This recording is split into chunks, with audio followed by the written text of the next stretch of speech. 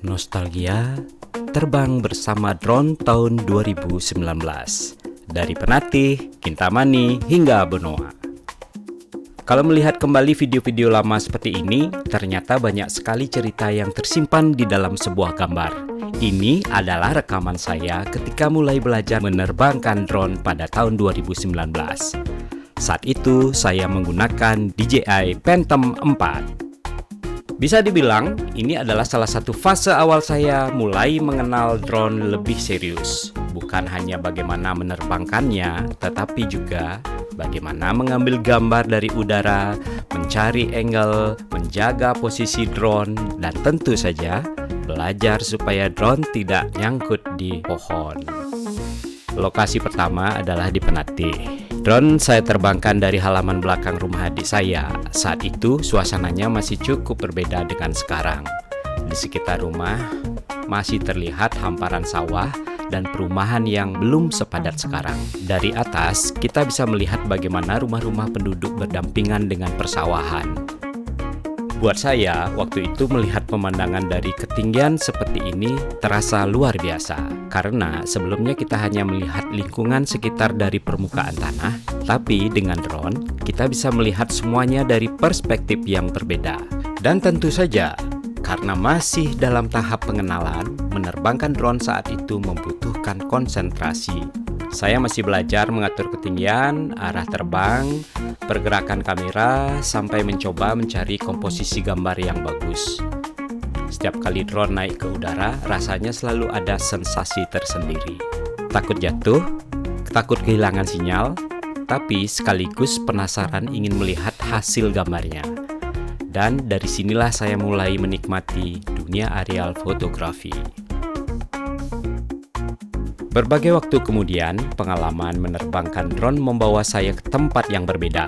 Kali ini bukan sekedar untuk mencoba drone, tetapi sekaligus mengikuti sebuah kegiatan sosial bersama komunitas Kakak Asuh Bali. Kami berada di Desa Binyan, Kintamani, Bangli. Komunitas Kakak Asuh Bali sendiri merupakan komunitas yang bergerak dalam kegiatan sosial dan kepedulian terhadap anak-anak, khususnya melalui kegiatan pendampingan pendidikan dan berbagi dengan mereka yang membutuhkan. Sebelum menerbangkan drone, kami terlebih dahulu mengunjungi sekolah dasar yang ada di desa setempat. Ada banyak momen sederhana yang justru sangat berkesan. Setelah kegiatan di sekolah selesai, saya mencoba menerbangkan drone ini.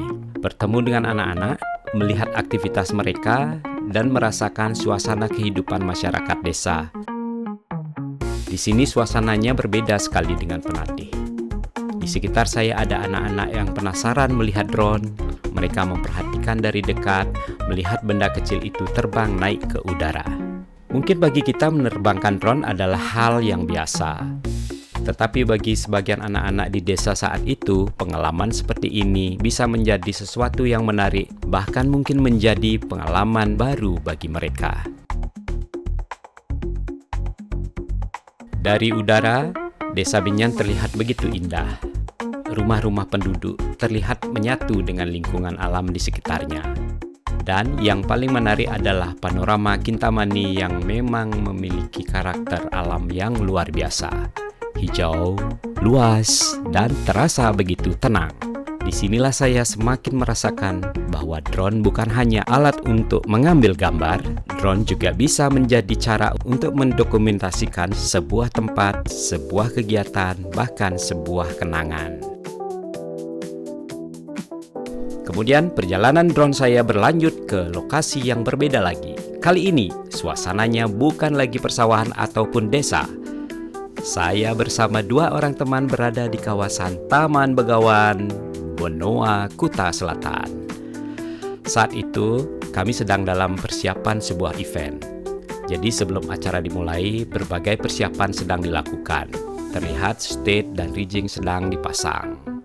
Stand-stand kuliner yang mulai dipersiapkan dengan atap jerami yang memberikan nuansa tropis dan Bali. Dari udara, venue terlihat semakin menarik. Kita bisa melihat bagaimana area event berada di antara berbagai fasilitas pariwisata. Di sekelilingnya ada hotel, restoran, dan tentu saja kawasan pantai. Dan di pantai terlihat berbagai aktivitas water sport. Ada perahu-perahu yang sedang parkir, sementara kawasan laut di sekitarnya menjadi bagian dari aktivitas wisata. Buat saya, footage seperti ini sekarang terasa semakin menarik untuk dilihat kembali.